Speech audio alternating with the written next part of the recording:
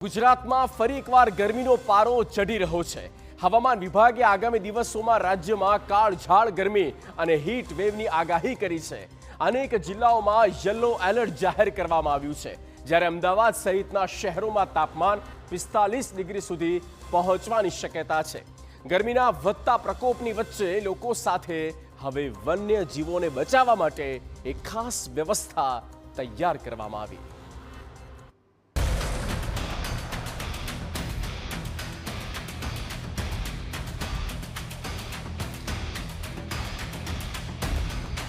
ફરી એકવાર ભીષણ ગરમીમાં શેકાવા તૈયાર થઈ જજો, કારણ કે આગામી દિવસોમાં રાજ્યમાં તાપમાન એક સાથે 2 થી 3 ડિગ્રી સુધી વધી શકે છે। અંગ દઝાડતી ગરમીની આગાહી, હજુ વધશે 2 ડિગ્રી તાપમાન। 15 મે સુધી રહેશે ગરમીનો પ્રકોપ। હવામાન વિભાગે 15 મે સુધી વિવિધ જિલ્લાઓમાં કાળઝાળ ગરમી અને હીટ વેવનું યલો એલર્ટ જાહેર કર્યું છે। ગુજરાતમાં આજથી આગામી 5 દિવસ અગનગોળા વરસતા હોય તેવી ગરમી પડવાની આગાહી આપવામાં આવી, જ્યારે મહત્તમ તાપમાન 45 ડિગ્રી સુધી પહોંચવાની શક્યતા વ્યક્ત કરાઈ છે। આગામી 7 દિવસ રહેશે તાપનું ટોર્ચર।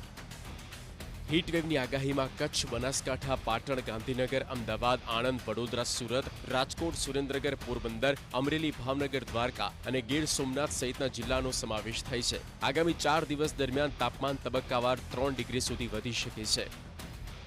અંબાલાલની ગરમીને લઈને આગાહી, આગામી દિવસમાં રાજ્યમાં ગરમીનો પ્રકોપ વધુ વધી શકે તેવી આગાહી હવામાન નિષ્ણાંત અંબાલાલ પટેલે વ્યક્ત કરી। તેમના જણાવ્યા અનુસાર આગામી સમયમાં શહેરોનું તાપમાન 43 થી 44 ડિગ્રી સેલ્સિયસ સુધી પહોંચી શકે છે।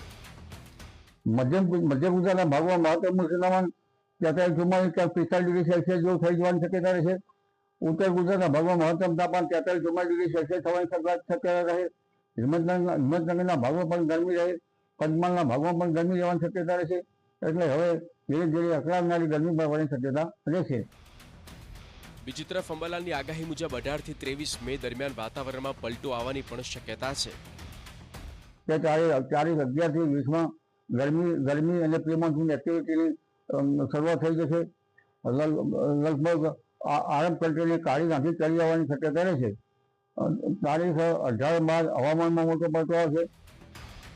ક્યાં સૌથી વધુ તાપમાન નોંધાયું છે તેની વાત કરવામાં આવે તો અમદાવાદમાં 43.1 ડિગ્રી, વડોદરા 41.6 ડિગ્રી, રાજકોટ 42.8, જ્યારે ભુજમાં 41.2 ડિગ્રી, ગાંધીનગર 42.8, કંડલા 40.5, અમરેલી 42.7, ભાવનગર 40 ડિગ્રી, ડીસામાં 41.8 અને સુરતમાં 37.6 ડિગ્રી તાપમાન નોંધાયું છે।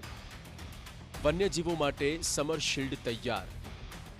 અમદાવાદ મહાનગરપાલિકા સંચાલિત કાંકરિયા પ્રાણી સંગ્રહાલયમાં વન્યજીવોને હીટ વેવથી બચવા માટે વિવિધ પ્રકારની વ્યવસ્થા કરવામાં આવી। પ્રાણી સંગ્રહાલયમાં 2109 જેટલા પ્રાણી પક્ષીઓ છે। તમામ વન્યજીવો માટે પાણીનો છંટકાવ, એર કુલર અને ગ્રીન નેટની વ્યવસ્થા કરાઈ, જેના કારણે બહારના તાપમાન કરતાં અંદરનું તાપમાન વન્યજીવોને અનુકૂળ રહે। વન્યજીવોને ઠંડક મળે તે માટે પાંજરા પાસે 38 થી 40 જેટલા કુલર મુકાયા છે। ગુજરાતમાં હવે અગનગોળા વરસતા હોય તેવી ગરમી પડવાની આગાહી છે, અને આ ગરમીમાં આરોગ્ય સાચવવું જરૂરી બની રહેશે। Bureau report, TV9।